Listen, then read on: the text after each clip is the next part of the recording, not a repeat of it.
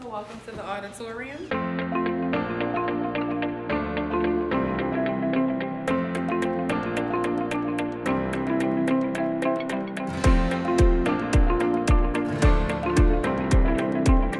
It works. Hi guys, welcome to One-on-One with Orion. We are here today at the wonderful courtyard of Algiers Auditorium. We have Staci here. I'm going to allow her to introduce herself and her businesses and all that she has going on at the moment. Well, come on. Hey girl. Yeah, still morning. Yeah, good morning. How you doing? Good morning. I'm good. I am Staci A. Lewis. I go by Staci A with a majority of my businesses. I am an event planner and stylist with Jazzi Events. And then I have the Be Selfish Bride, which is my wedding coaching, digital, virtual, whatever you want to call that, business, which basically help brides online kind of get their weddings together. And then, as she mentioned, we are in the courtyard of the Algiers Auditorium, which is a venue for weddings and events. So guys, this is going to be a little bit different from what you have seen from me because Staci and I have worked together hand in hand with a lot of events. So the conversations and the questions are going to be a little bit different, but I'm so excited to actually be here with you, Staci, because you know Staci does a lot. We do similar things. We are very similar with our jobs, our occupations, our entrepreneurial world is the same, but and I know it's we have people who don't like to work with people who are in the same field as them. Correct. We have ladies, which is one of the things that I try to teach with the Women Means Business piece, is it's not about, competition with one another. At all. It's about collaboration. Yes. It's about connecting and, just helping the other lady out. Correct. So, like I said, Staci and I do some of the, exact same things, but we both work with each other. We help each other. I help her. She helps me. I call her when I can't do a job, stuff like that. So I really enjoy being in the same light as her. I enjoy working with her. I'm going to really enjoy this conversation with her. So we are here today in her arena, in her area. Yes, we're in the heat today, guys, but we are here. We're here in the courtyard. It is a beautiful area. This is, similar to a setup that you would get if you wanted to have a ceremony here. So I literally wanted to be in Staci's area. I wanted to come here and feel it out and just be in her environment. So we are here today. We're going to have plenty conversation and get plenty information, and we are going to enjoy. I hope you guys enjoy because I know I will. So Staci, it is basically wedding time. It's summertime. It is. We're in June. This is probably, besides your fall, of course, but this is like the most important time for weddings. Yep. We have those people that want this outside wedding, this outside look. We have the people that wanted to travel to New Orleans to have the outside wedding or the outside look. So this is probably outside of pandemic. Correct. The busiest time for you. Correct. So you have been able to relax, enjoy, but do a lot of other things for your business. I'm sure, like you say, you have the Be Selfish Bride, which is focused more so on your digital world, your digital brides, and so you have a lot going on. So the world hasn't really stopped for you. Business hasn't really stopped. Right. But I want you to elaborate and go into more detail about Jazzi Events and Be Selfish Bride. Like, I really want you to tell us exactly what Be Selfish Bride does. And then tell us a little bit about Jazzi Events. We are going to, you guys are going to see some of the work that she has done. You're going to see some samples and stuff like that. But, so behind the scenes, what's the headache? What's the job entitled? What does all of that include? Okay, so I'll start with Jazzi Events. Jazzi Events is my baby. That's kind of where I started. I share a lot on social media, mainly Instagram, I try to share as much as possible about the behind the scenes, who I am, because every single brand has a person behind them that's doing the work. Mm-hmm. So with Jazzi Events, I started with literally just design. Okay. Like I love design. Everything worked for design. Planning came probably like a couple of years later. Okay. After that. Okay. And it was mainly because I was doing so much planning when I was doing just design. So when I you were was supposed to just be doing design. I was like, wait a minute. I need to add this service. And totally did not want to do that. Okay. Did not want to do it. And then when I jumped into it, I was like, oh, I like it. I like this. It's stressful, but I want to do it again. And again and again. My body hurts, but I want to do it again. So Jazzi Events is literally the brainchild of me wanting to assist brides, wanting to, I've ventured past weddings, but I would say 90% of my clientele are weddings. So it's literally sitting with them, figuring out what their dreams is, what their vision is, and how I can implement that as a team with my team of staff that I have so that they could just be a bride on wedding day. Design part of it, the stylist part of it, I love wedding styling. I love putting linens together and floral centerpieces and ideas of how candles can look, and all of that like totally just makes me excited every single weekend. So that'll always be my first love, the design part of it. Okay. The planning just helps me to be more organized so they can be more organized. So that's pretty much it. And it allows it to flow a little bit better. If you're doing the design and the planning, you don't have to worry about the other pieces to it. So if you do it all, it kind of seems seamless when you are able to the more hands I can be, the hands-on, the more items that I have control of it, then the better it flows. So, or making sure I have the right vendors. So, you know, that we can all work together to make sure the client is happy. That's pretty much Jazzi Events.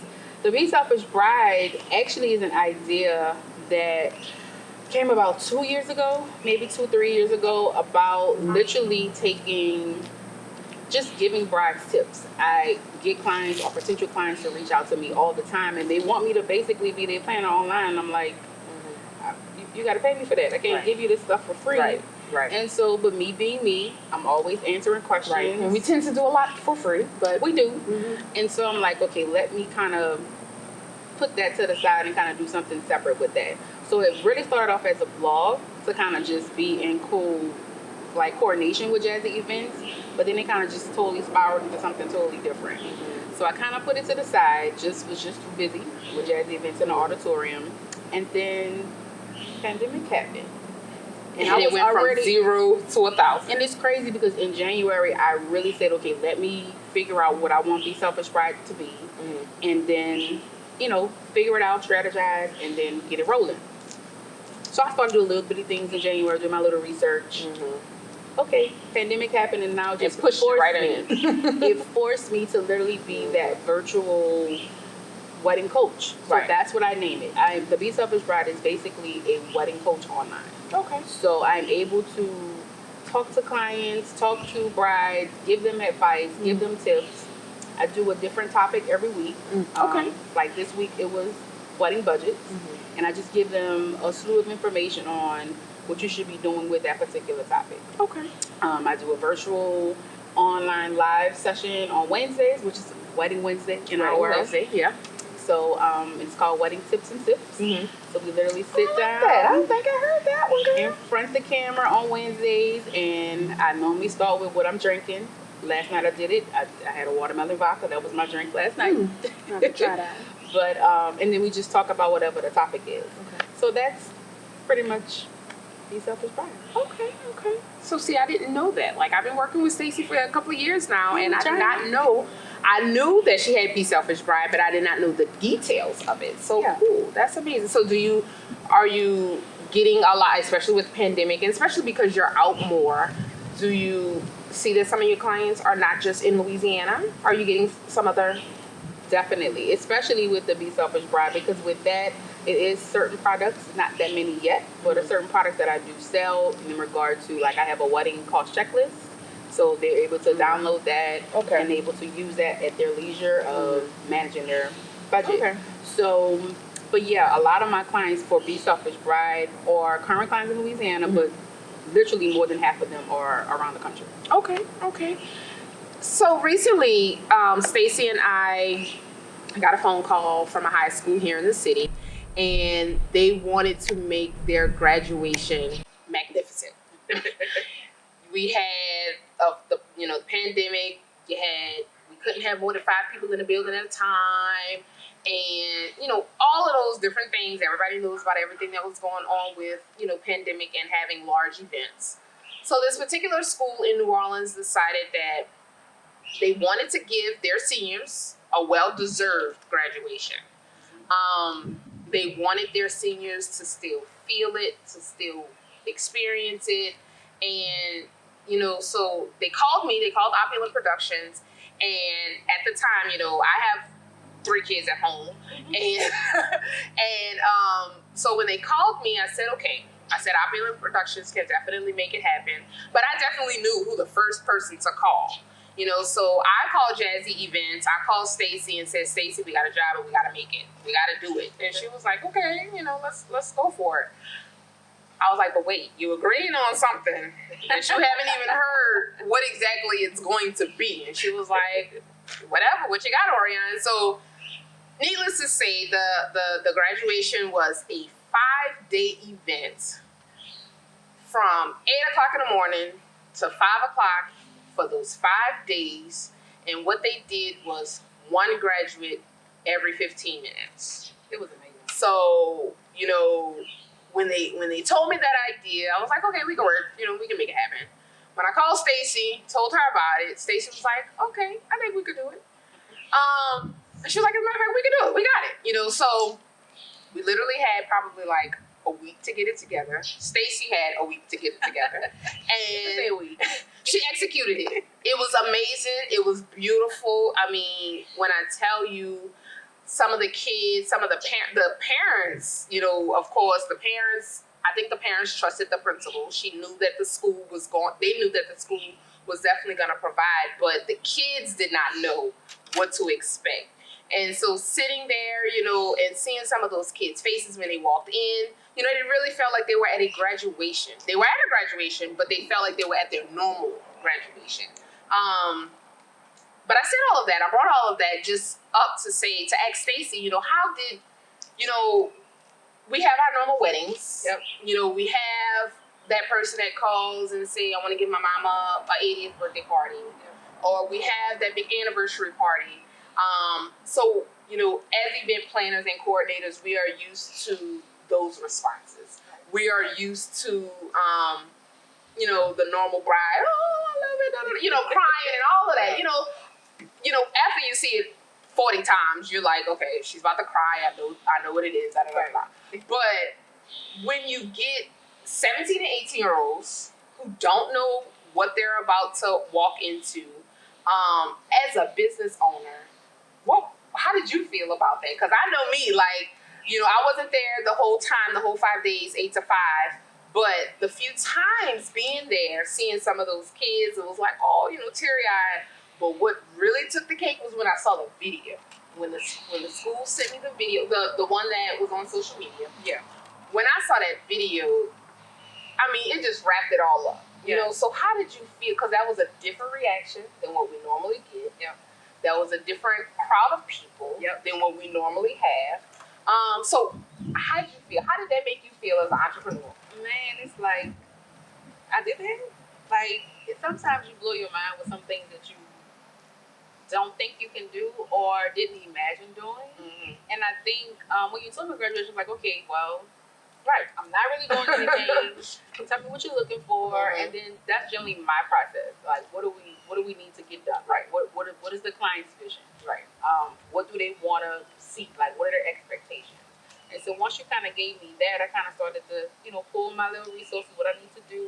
But after really seeing, because I was there every day, so after really seeing those kids and those families, it's like they're going to remember this for the rest of their lives. Yes.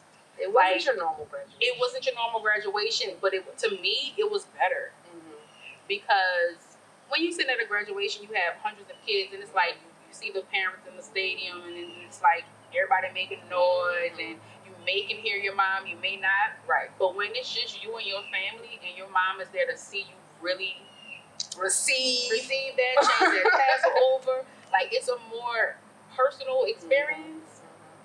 That to me is like, why I didn't have this as my graduation. Right. Like I felt a little envious, but in a good way. Like this is amazing that this principal caring about her students to really give them an experience that they're going to remember for the rest of their lives. It's going to help them, motivate them to really be great because she feels that they're already great.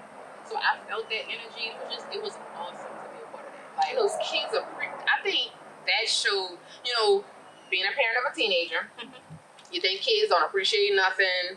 You think they expect it. Like, I know my mama gonna do this. The school's supposed to do this. Like, they have those expectations as a teenager. But I think that brought them to another level. Like, they felt important. They did. They felt important. They loved it. Some of the kids, and even though the event was so great, it was so amazing. I heard one kid was like, so we're gonna do the real thing one day? Like, because they felt like, this is for me, but now I still want to celebrate with my friends. Right. But typical teenager, they still want more. But they had some kids that was just like, I'm good. I'm ready to go. I'm ready to go to college. Like, they felt normal. That you gave them some sort of normalcy.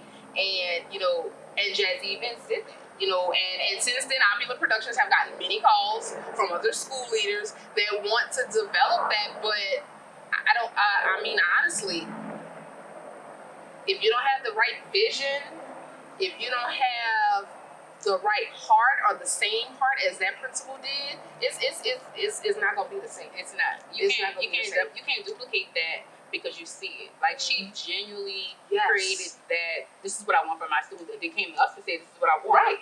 So it was just us literally delivering the vision that she saw. Yeah. And I'm just glad I was able to make that happen for her. Yes. So that was amazing. I just really wanted to touch on that because sitting here, we are thinking about just wedding, or party, but there are so many other things that Jazzi Events does. You can contact her for anything. But that was definitely one of the newest things that, we were able to do together, and I enjoyed experiencing that with her. And I definitely appreciated her because I didn't have to do much work. Opulent Productions was called, but Jazzi did it, and it was just so amazing. What has been your key driving force for being an entrepreneur, period? So I worked in corporate America. I know people, and I've never really shared this part on any of my platforms, but I worked in corporate America since I was like 18 years old, and moved to Texas, made the six-figure salary, all that great stuff, but I just was not happy. I literally would come home to what people would die for, in the sense of, having your own house at the age, before you were 25 years old, and, living what people think is a luxury lifestyle. It's a lifestyle, but are you happy? Right. And I was not happy. I literally would come home and be so drained, don't want to do anything. You wasn't enjoying the luxury lifestyle. I would literally come home, get on my sofa and be like, oh my God, I gotta work tomorrow. Like, I literally just walked through the door. And so I knew, like, I had to do something. And so I was always in my family, around my friend circle, always the person who put events together, did decorating. My grandmother used to be an interior decorator for like 34 years. Okay. So I get that little design. That's where you get it from. My mom has no sense of that, so it skipped over her and came to me. Right.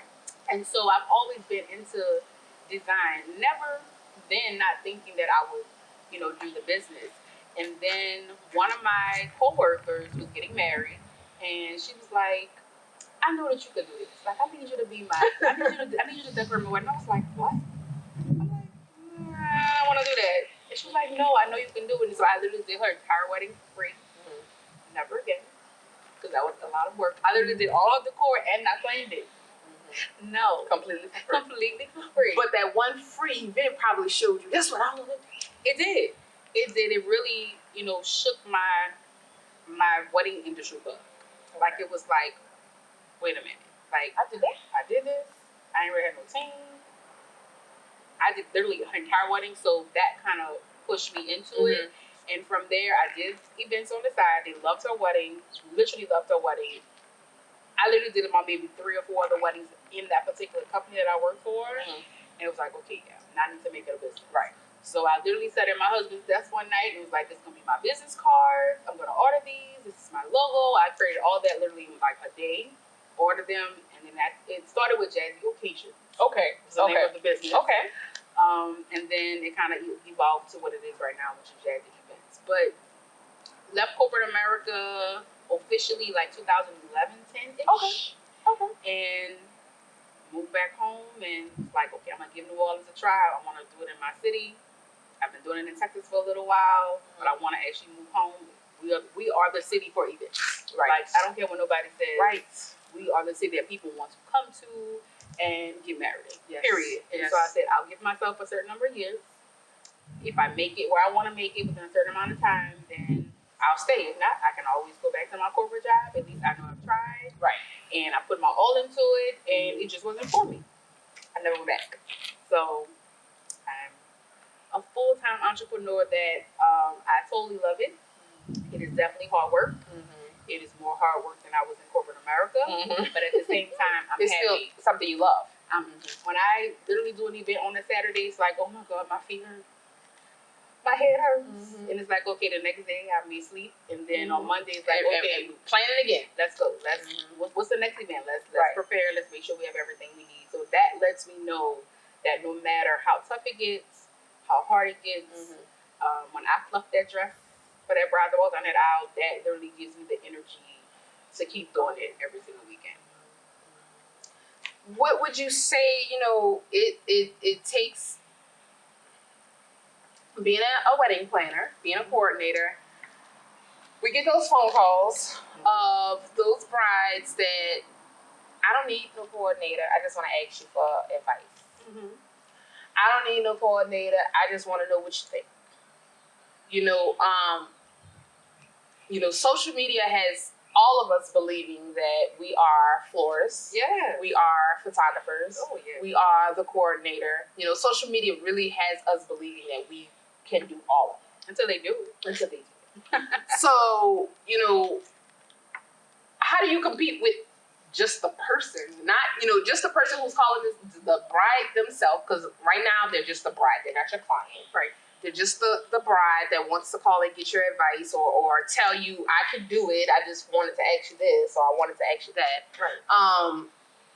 But for a fact, I could give her this one little tip, because in a month she's going to be calling because she's going to want to hire me. Correct. So how do you compete with that? How do you build your customer base? How do you get your customers? Because everybody wants to do it themselves. So how do you get your customers? So for me, it starts with, to be honest with you, I don't get that many just random phone calls through my In the business beginning, number. you probably did. In the beginning, I did. In the beginning, I was just taking everybody, and that was the problem. I learned. It took me a large learning curve to know that everybody's not my client. Right. And it's okay that everybody's not my client. Right. So now, I literally, if I do get a phone call like that, which is rare, but if I do get a phone call where I just want to ask me questions, I'm like, okay, so tell me where you are. So I'm going to listen. I'm like, tell me where you are. Okay, so here's what the 5 things you can do first. And then I go through, you need to have a budget, you need to have multiple dates, you need to have a guest list down, you need to have venue options, you need to have an idea of your vision for your wedding. You have any of those things, no? And most of the time, those type of clients or those type of brides say, oh no, I don't have all of that. I'm like, okay, so here's what we do. Right now, I'm probably in the middle of a meeting or whatever it is. Send me your email. Send me your contact information. Let's schedule a paid consultation. And we'll go from there. And half of the time, they don't call back. Or sometimes they actually pay the consultation fee. And that's how they normally become my client at that point. Because I feel like I'm not going to fluff it for you. I was a bride before. I didn't have a wedding band when I got married, which was my biggest regret. So I understand literally how brides feel who have all of these questions, don't have any guidance, want the best for their wedding day, but they don't know where to go, where to start. And so I'm not going to just totally push them to the side, but at the same time, you got to hire me. For my knowledge. For my knowledge. It's work. It's work. And so that's how I kind of learn to qualify if a bride is for me or not. Because if I give you that information and you feel that it's valuable to you and you know that you can't do it on your own, then at that point you hire me or you hire a planner. Or if not, then that's why they never call back, which is fine because that means you're not my client. So, but how many of those clients or how many of those clients you do gain week before the wedding? Not many. I don't get that many weddings like that in regards to people calling me a week before. I've gotten a few maybe a month before, maybe 2 months before. And saying, I got everything done. Now I just need that type. I need I need a person to do that for me. So I do that, and then I just kind of go through them and see what it is that they've done already, and then explain to them what my process is, if it fits for what they're looking for. Because ultimately, I tell my clients, hey, you have to trust that I'm going to get your vision done. If you believe From start to finish that if you just have any type of doubt that I'm not the person that's going to get your vision done, I don't want you to hire me, because it's going to be a headache for you and me. And so, and that's not how a wedding should be planned. It should be a good experience. It should be a positive vibe on both ends. And so if you don't feel comfortable, or you feel like I'm just not the right person for you, I don't want you to hire me. And I tell brides that all the time. And I tell my they do hire me. But because I'm just honest. I'm very transparent about what I know it takes to plan a wedding. And so I try to get them to understand that as much as possible at first before they even commit to the planning.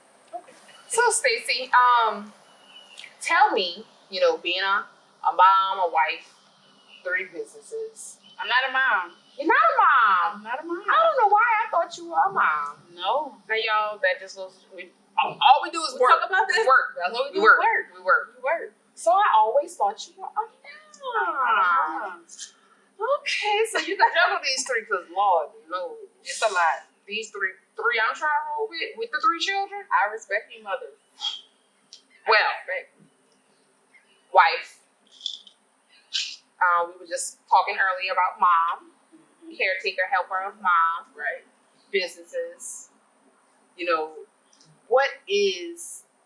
What's an outline of a typical day for Staci? Like, how do you, how do you manage your time with 3 businesses? How do you, differentiate what you're gonna do and what not to do with 3 different businesses with only 24 hours in a day? So I'm gonna start with Algiers Auditorium. Algiers Auditorium is literally my vision, my dream, my ultimate retirement plan. It's always to have a venue. And then my husband's a coach. Gotcha. Mainly because he's good with coming up with strategies and business plans. Like the operations. He did. Before we even got a venue, we had probably a 37 or maybe 47 page business plan. And so we did that together, knew exactly what we wanted, knew exactly how we wanted the venue to work, how it to flow. Again, not even knowing. We just knew that's what we wanted. And then we just put it together on paper. And so once we actually got the venue, then it was like, okay, let me take lead in regards to how we're going to make this work, how this is going to flow, staffing, building a brand, because he has his marketing thing. So he's good with that. So because he took lead on that, it kind of just snowballed that he took lead on all of it. And so I am the planner, the designer, to make sure things look right, smell good, clean, flows right as far as the wedding or an event goes. He's more the business guy. He's making sure money's right, making sure the staff is right, making sure supplies is what they need, inventory for the venue itself. So he kind of helps with that. I kind of just step in as we have events. So I actually, do that. So it just depends on what the client hires us to do, whether it's full planning, which will be a Jazzi Events thing, or if it's just, a venue coordination. Then it may be myself, it may be some people on my staff that actually run that particular event. But I still put those events on my calendar because they are an event for Jazzi Events. What is design or planning? So that kind of coincides with each other. The bulk of it, really Jazzi Events and the Be Selfish Bride kind of goes hand in hand. I literally normally on Mondays try to focus on Jazzi Events and put a weekly plan of what I'm going to do, what am I going to post, what events I have for the next month. If it's the beginning of the month, then after that it's by the week. And kind of line everything out, make sure everything's lined out, staff is know what they need to do, all of that stuff. Be Selfish Bride I kind of do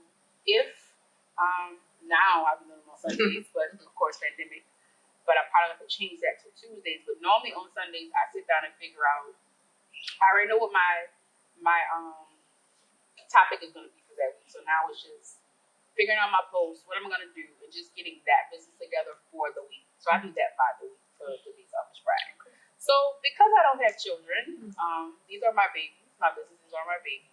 So I literally am able to put myself on that schedule, do that. You know, I get up in the morning. I gotta have my morning worship with myself. I sit in my little corner and say my prayers and read my Bible and do those things just to kind of get myself in a spiritual, positive space. I've been going to the chiropractor for the last 3 months, so that has totally changed my mindset on wellness.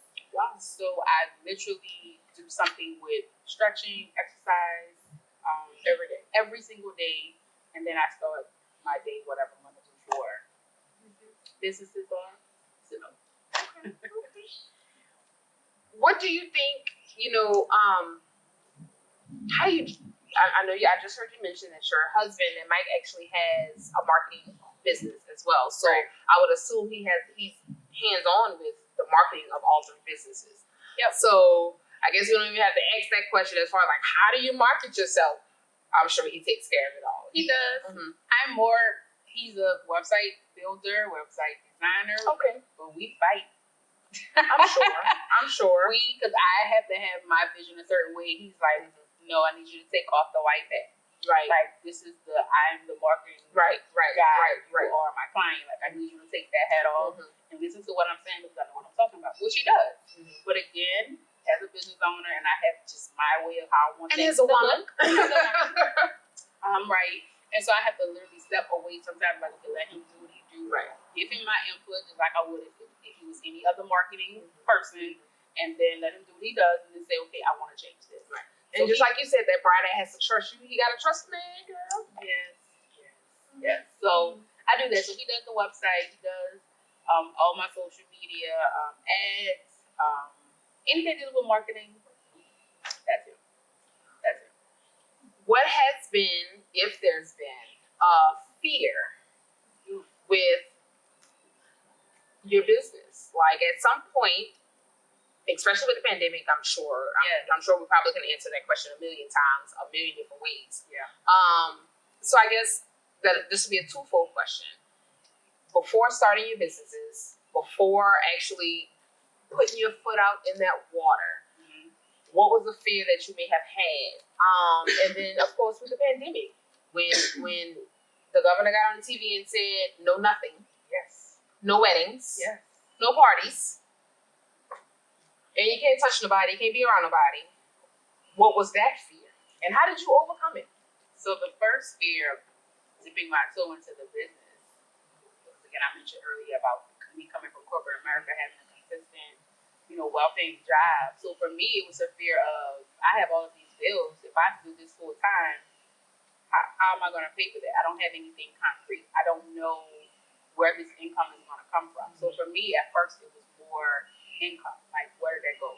So I stayed with my corporate job with building my planning and design business because I needed to get that, foot in the door and figure out what worked for me, price structure, stuff like that. And so once I kind of got an idea of how that worked, then it was just more trusting the process. Like, I'm kind of semi-controlling when it comes to my business because I'm so passionate about it. So when it was just like, just let it go and just let it do what it does. When I gave my job that 2 weeks notice and I was like, I'm gone, I was like, okay, when I get my last paycheck? Okay.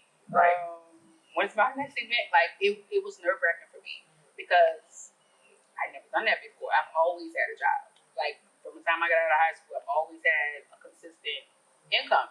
And so, and it's crazy because my mom always said, make sure you do something where you have income. Right. Make sure you pay your bills and still, live whatever. My mom lives very, very, she's not a high lifestyle. She's very, very low-key, very simple. So her thing is work, pay for your regular stuff, and you're good.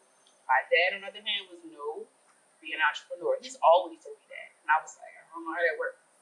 But, so I've always had both of their thoughts in my mind. And then I just kind of just went for it. And it was a struggle for about a year, maybe almost 2 years, because we have to build the clientele. And so I had to get a part-time job. I had to, make sure my bills were still satisfied while I still figured things out. And just kind of rolled from there. So that happened. Now the pandemic situation, to be totally honest with you, Orion, I really have not been scared. Really? For what? I'm gonna just blame. I'm gonna just not blame it. I'm gonna just put it on my faith, I guess. But I'm like, okay, they say we can't do weddings. You know it's gonna affect me for not 1 year, but 2 years. Right. Because what people don't understand is we're postponing all of these events for next year, but that's not new money next year. Right. So that means half of my calendar for next year is not new money. Right. Right. So that's affecting the wedding industry twice, in a sense. But it's like, I think because we are so financially responsible, we don't splurge on different things. We know how to manage a household and a business for like the last maybe 3 years now, 4 years now. I think we just knew that savings was there. You know, we kind of have good credit, so that's very important. Right. That's important, business owners. Right. Have good credit, because when this type of stuff happens, you now can use that. Right. Now you can use it. Now you can use that. You're not, and I think because I knew that, I think because I knew we had a little savings, not a lot, but enough. I'm like, okay. Worst case scenario, I gotta get a job. Worst. I probably gotta empty my savings, but Worst case scenario, I gotta match up my credit card. But you had it. But I had it. So you know, I think that's why I never really got into the oh my God, what are we gonna do? It was really oh my God, what are my clients gonna do? Like I wanted them to be okay, right, more than me. Like I figure like we'll be okay, we'll get by, we'll do whatever we need to do. But it's more like this is something they've been planning for like a long time. This is an important time in their lifetime that they're just like, oh my God, what do I do? Because weddings are that important, right? So we were good. You know, I was good. So mentioning that and being the person that you are, and like you say, you know, sometimes it's just faith. Yeah. But how did you calm that bride down? Ooh. That called you, full of tons of emotions. 1 minute they probably crying. 1 minute they pissed at the world. Mm-hmm. For sure. 1 minute they probably like got an attitude, waiting for you to come up with the solution. Yeah. You know, anxious. They have like a ball of emotions going on. Yep. You on the other phone, on the other end of the phone call is having to accept all of those emotions. Yep, in my role. And because you are wanting to, girl, get off my phone with that. We gonna be all right. That's what you want to say. Right. But we can't. We gotta put our professional voice on, and we gotta think of our professional advice. How did you manage those phone calls? Because you may not have had the fear, but they had the fear, And still do. And still do, because we still don't know what's going on. We don't. So, you know, you have the faith, but I might not. I don't have the faith. So, what type of conversation you have with me? So I would tell you, I had a wedding scheduled May 28th. I'm sorry, March 28th. Literally like 14 days after all. Right. So we shut down, I want to say that Monday, which was like the 15th or the 16th of March. Like totally shut down. So at that point, prior to that, like maybe that Friday or that Thursday, my bride called me. She's like, okay, so we don't know I'm like, look, I don't know what's happening. All we can do is reach out to the venue. Let's start there first. Let's not worry about any of the vendors. Let's start with the venues. See what they say, because if they're a go, you're good. No matter when it is, right. So at that time on a Thursday, it might have been Wednesday or no, it was Thursday. The venue sent me an email before they sent the bride an email and said, look, we're not gonna be open. Like they're shutting us down. Like my last day is Saturday. So I'm just letting you know ahead of time before I email the client. And so they emailed the client. I'm like, okay, I know when she get this email, I need to make sure my phone's ready. Right. And sure enough, she got the email. I was CC'd on it. She called. She's like, so my wedding is. I said, so calm. Let's stop. I know your wedding is 2 weeks away. But this is what you have to do. Right now, figure out what it is that you and your fiance want to do. What is it date-wise that you want to do? You want to try to do it, 6 months from now. You want to just wait another year. Y'all have to figure that out first. Figure that part out first, and then let's talk to guests. Right? And so, took them about the weekend. We officially got the whole thing with the state that we're shut down. And so she was like, well, we're going to do it in August. We're just going to transfer it to August. We're going to postpone to August. But I don't know if that's how that's going to work because everybody, because this is a destination client. Right. So they don't live here. Their clients don't live here. They're all coming from different around all parts of the country. So it's like, I don't know. I'm like, You don't know what to do with flights. You don't know what to do with hotels. You know, and that's a bigger problem. And at this point, they had to because it's 2 weeks away. So now you got to tell people to cancel their flights. Right. And so it was more. She was just more into what do I do more right now more than my wedding day, you know. Right. And so that was Monday. On Wednesday, it was a whole cry out session. It was just, and I just let her cry. Because you got to get it out. So I'm like, I totally understand. We're not going to be able to have a successful conversation until you have it all up. Like, you got to be able to hear what I'm saying. Yeah. And so she cried, and I'm like, it's going to be okay. But this is what I tell my clients all the time. Even with pandemics happening or outside of pandemics.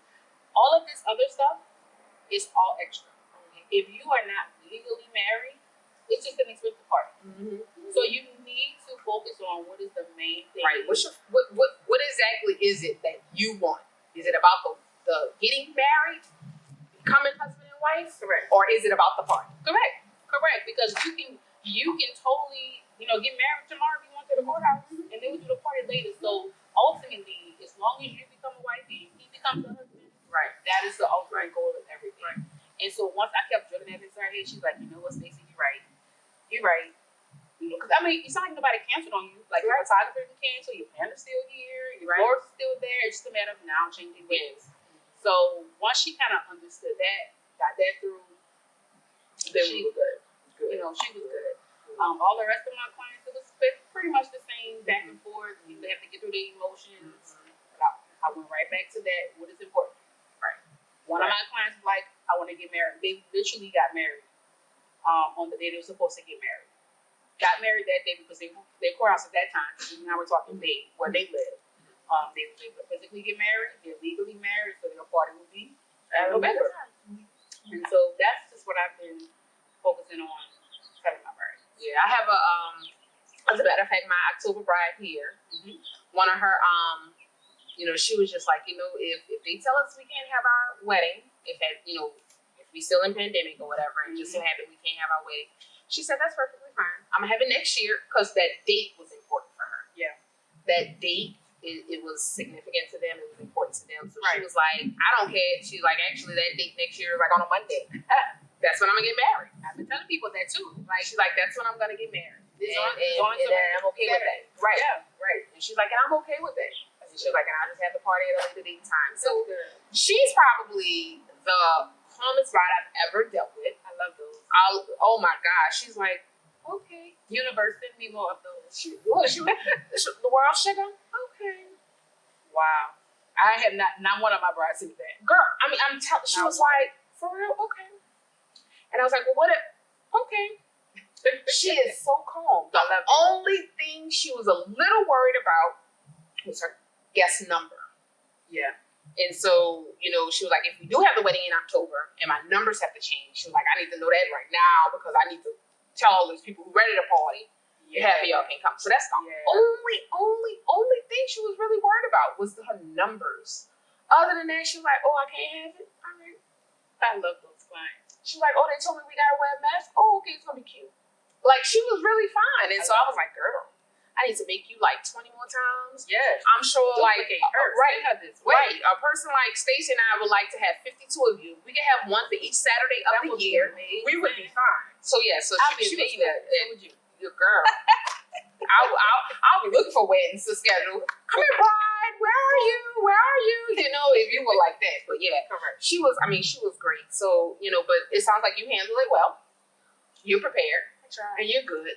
Like you said, it's that faith. So Staci, so tell me this. Well, if you don't mind sharing, you say corporate world, you went into corporate, you were there like ever since high school. College degree, college graduate? No. Okay, so which is gonna be the reason why I enjoy asking this question. High school graduate. Yep. I'm a child right out of high school. I want to be an event planner. I want to be a coordinator. I want to be a wedding planner. I want to do all of that because it looks so cool. What advice would you give them?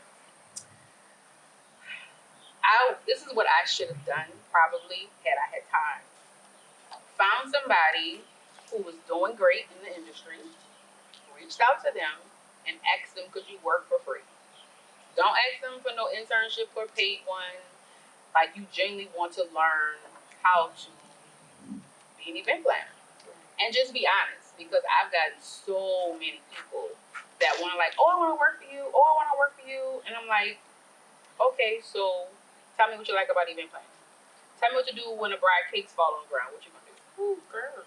Like, what's your first reaction? Right? Your face is like, oh, that's not gonna work. That's not gonna work. So I wish I would have actually, or I wish I, would have worked underneath somebody, just so I can learn a little bit better about the planning process and how it works, and actually be willing to have somebody willing to show me those things, because most people don't want to do that. Right. They don't. I don't mind it. It's just that you got to be serious. Right. You have to take it as serious as I do. Right. Because my clients depend on that. Right. So that's what I would suggest. I was to literally reach out to someone and just be transparent. Don't try to, be, shady or anything like that. Just say, hey, I really genuinely want to do this. I feel like I can do it. And I feel like I can learn from you. And that's it. So 12 years in, 8 years in. You started in 12, you say? I know. I started before that. But officially, right? Mm-hmm. Okay. Like, so let's say about 10 years in, doing amazing. Do you honestly sometimes say, I should have went to college? No. Or I want to go back to college to get this tip or that. Oh, like, do you feel that way? Do you ever feel like that? I went to college. I went to LSU for like a year. Mm-hmm. I wanted to be a pediatric nurse. I thought I did. Mm-hmm. No, not my thing. College wasn't for me. Mm-hmm. College is not for everyone, and I think that's a whole other conversation. But I think people and families and parents want, like, go to high school, go to college, figure it out. My thing is, if I ever do have kids, or what I tell my cousins now is, figure out what your passion is. And you define your passion as what you would do for free. If you would do this thing for free and not complain about it, it's more than likely your passion. Mm-hmm. So if you figure that part out, look at that. Again, go work for someone for free. Learn what you can learn. Soak it all in. And if college works for you, great. If it does not, pursue your passion. Right. Because if you're passionate about it, the money will come. Right. It's gonna come. And you're gonna do it so natural. It's not gonna feel like a job. It's gonna feel like you're playing all the time. Mm-hmm. Like we're sitting here and like I could be at somebody's job in my house from home or something. Right. Like I'm literally doing what I love to do. Right. Talking about what you love to do. Correct. Yes. Correct. So that's what I wish I would have known that then, to really just figure out my passion first. I wouldn't have went to college. I would have figured that out, pursued it, and who knows what I would have been different. But my path was my path. Mm-hmm. It got me here, so I can't complain about that. So if there was something you had to change, if you had to start all over again, right out of high school, what change would you have done? I maybe went to college for business just so I can know the business side of it a little bit earlier. Knowing the credit side a little bit earlier. It took a little while for my credit to build. And I know that had I had excellent credit, a little bit of business knowledge at 19, 20, I may be a millionaire right now. Right. Like, literally. Because my mindset now is so there, but it came a little bit later on than it probably could have. If had I done something a little bit different with knowing more about credit, knowing more about business, and then knowing what my passion was. Like, really figuring out my passion then, I would be, I think, a little bit further on. I'm good, but a little bit further than where I am now. We would have been doing, like, events for, like, the housewives and stuff, huh? Maybe. Probably. Maybe. You're almost there. We're going to get there. Housewives of New Orleans coming soon. Actually, like, my ultimate. But not you being the housewife, you being the person throwing all of the events and throwing those big parties that they want to go run a yacht for 4 hours and they want you to do it all. Correct. Actually, my ultimate, like, event to throw for somebody or to coordinate for somebody is Barack Obama. Like, seriously. Like, I think he just seems so cool. Like, come on, let me put this whole other side of Barack. Let me show you how to do this. You know, that's literally like an ultimate. Barack, if you watch, I was about to say, let's talk to him. Tell him, Barack. And, you know, Michelle, you know, you tell your husband what to do. Call you girl. Call you girl. Yeah. But that's my ultimate, like, dream. If I ever did that, I probably would retire.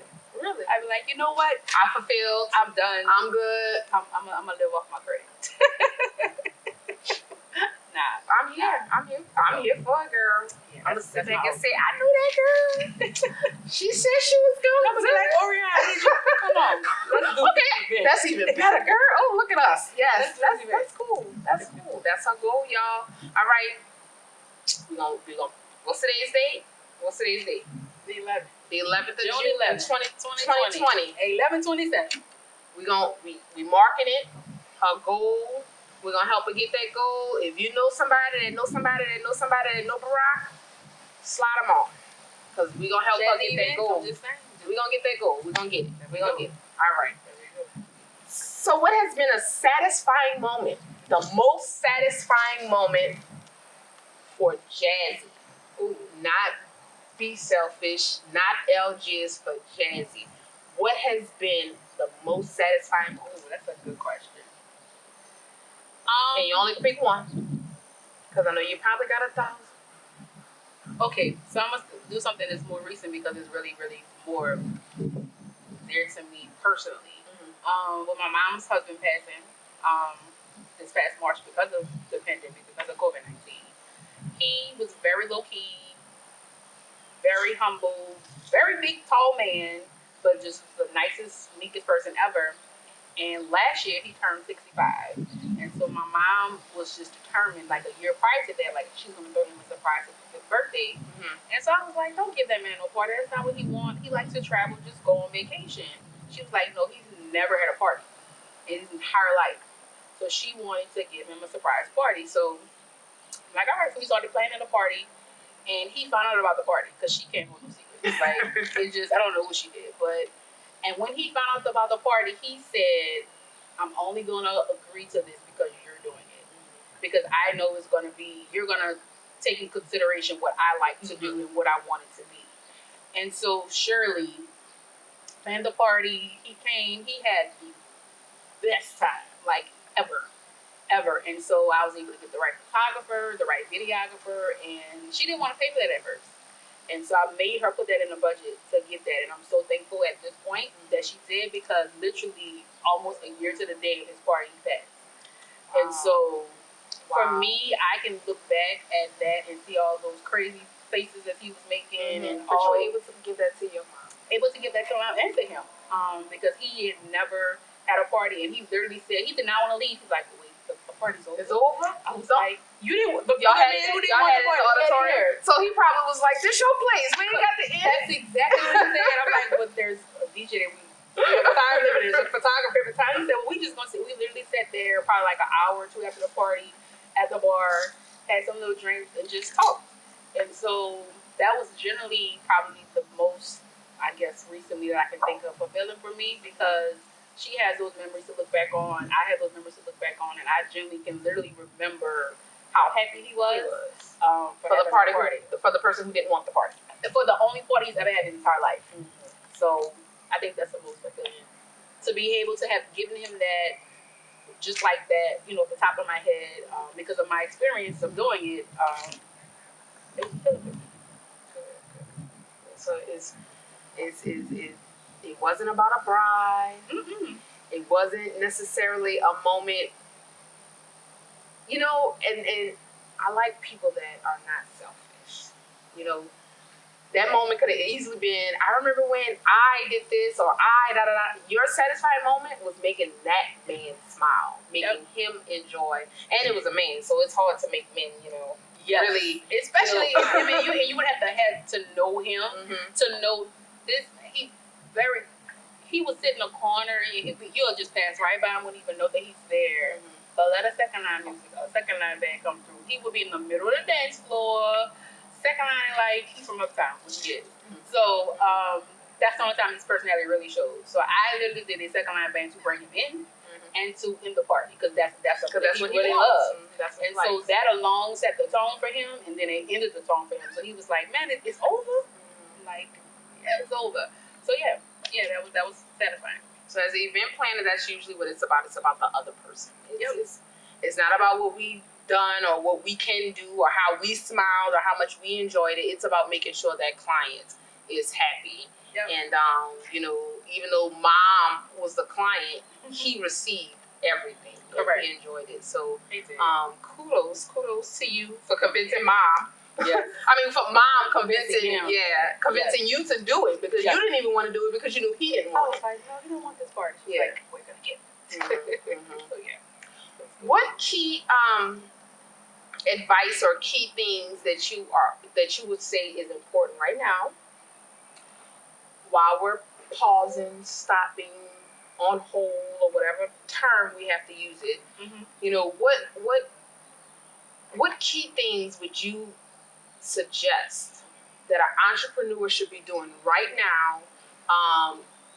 Build their branding or something. Like, what is it something that you should be doing right now while you're doing nothing per se? You know, what's some advice? What would you tell an entrepreneur? Girl, you should be doing this, and this. First of all, figure out if you really like it. Like, is that really your passion? Like, is it really your passion? So figure that part out first.